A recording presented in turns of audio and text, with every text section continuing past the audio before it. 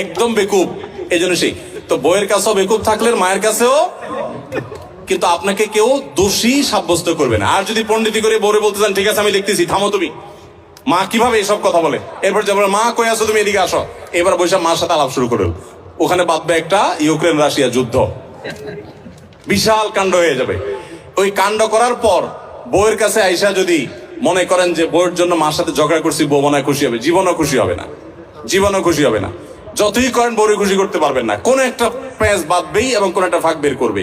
আর মা তো নাখোশ হইছেই। আবার মায়ের হয়ে যদি বলেন, এই তুমি কত বড় সাহস, আমার বোনরে কি করলা, ভাইরে কি করলা, মারে কি করলা, দেখবেন আরেক যুদ্ধ পাচ্ছে।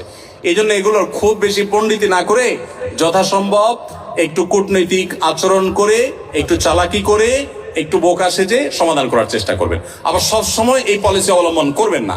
এখন মুশকিল হলো, শিখাই দিলে মহিলারাও এগুলো শুনে ওয়াজ, তারাও